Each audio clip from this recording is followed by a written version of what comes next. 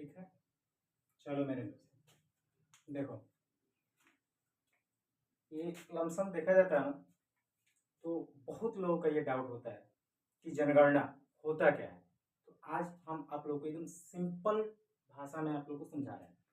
यानी देखा जाता है तो 90% जो लोग होते हैं ना, इस जनगणना को ना कल्पना करने में मतलब दिक्कत हो जाता है उन लोगों को, कैसे जनगणना करे, कैसे क्या करे, यही सब होता है।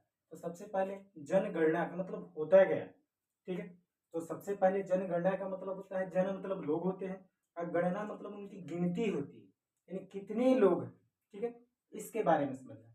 तो सबसे पहले यदि देखा जाता है तो जनगणना की बात की जाती है ना, तो सबसे पहले ऋग्वेद में भी इसका वर्ण किया गया है, तो उसके बाद से अर्थशास्त्र में भी वर्ण किया गया है। तो सबसे पहले यदि देखा जाता तो उस समय यानी भारत में प्रथम जनगणना जो हुई थी ना, यदि देखा जाता है तो 1872 में हुई थी। कितने में हुई थी? 1872 में। यह किसके शासनकाल में हुई थी? तो लॉर्ड मियो के द्वारा हुई थी। यानी लॉर्ड मियो के शासनकाल में यह क्या हुई थी? भारत में प्रथम बार जनगणना हुई थी। उसके बाद से देखा जाता है तो एक नियमित रूप बनाया गया और कहा गया कि नियमित रूप से जनगणना कब होगी। यह हुआ था 1881 में हुआ था। तो उस समय जो शासनकाल में थे ना, उस समय थे लॉर्ड रिपन द्वारा किया गया था। लेकिन लॉर्ड रिपन ने यह नियम बनाया कि अब देखा जाता है तो हर 10 साल पर भारत में क्या होगी? जनगणना होगी, ठीक है। उसके बाद से देखा गया तो देश की 15वीं जो जनगणना हुई ना, वह 2011 की जनगणना के अनुसार हुई थी। और सबसे ज्यादा देखा जाता है ना, तो 2011 की जनगणना ही सबसे ज्यादा पूछा जाता है किसी भी कंपटीशन वाले एग्जाम में। देखा जाए तो 2011 की जनगणना में सबसे पहले पूछा जाता है, ठीक है। तो उस समय यदि जनगणना जब हुई ना, तो उस समय भारत की जो जनसंख्या थी ना, 121 करोड़ क्या थी? लगभग थी। और एक आदर्श वाक्य बनाया गया। इस आदर्श वाक्य में यह कहा गया ना कि हमारी जनगणना हमारा भविष्य, ये बताया गया था, ठीक है।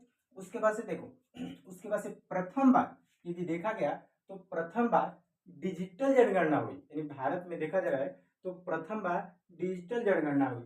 यानी डिजिटल जनगणना में यह हुआ कि भाई उस समय 2021 में हुआ कि कोविड-19 के कारण यह जो जनगणना हुई थी क्या हुई थी? स्थगित कर गई थी, मतलब रोक दी गई थी, ठीक है। यह जो जनगणना थी क्या गई थी? 2021 में रोक दी गई थी, ठीक है। अब उसके बाद से हम लोग जनगणना का विश्लेषण कर रहे हैं कि जनगणना संविधान के देखा जाता है तो कौन से अनुच्छेद में आता है, कौन से अनुसूची में आता है, इसके बारे में हम लोग देख रहे हैं। तो सबसे पहले प्रावधान यानी जनगणना को देखा जाता है तो आर्टिकल यानी अनुच्छेद 246 यानी 246 अनुच्छेद में इसको क्या किया गया था? रखा गया था। और वही यदि बात की जाए तो कौन सी अनुसूची में रखा गया? तो संघ सूची में रखा गया था। यानी 7वीं अनुसूची वाला है। और किस सूची में रखा गया था? अनुसूची तो देखा जाता है तो 7वीं अनुसूची है। और संघ कौन सा है? संघ सूची है। यानी संघ सूची की बात की जाए तो 3 सूची होते हैं, संघ सूची, राज्य सूची और समवर्ती सूची, ठीक है। 3 सूची होती है जो इसमें देखा जाता है। तो वह कौन से सूची में रखा गया है? तो संघ सूची में रखा गया है। और यदि देखा गया तो महान एक विभाजक वर्ष कहा गया तो 1921 में है। और उसके बाद से 1911 से लेके 21 के दशक में जो जनसंख्या थी ना, उसमें देखा गया तो लगभग 0.31 यानी क्या हुई? दशकीय में गिरावट दर्ज हुई थी।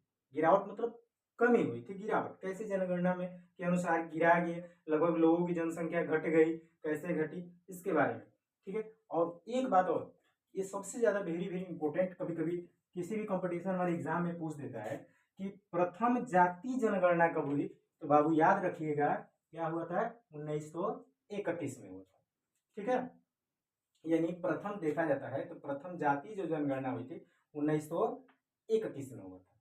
याद रखिएगा, देख लीजिए, एक बार स्क्रीनशॉट ले लीजिएगा आप लोग, ठीक है।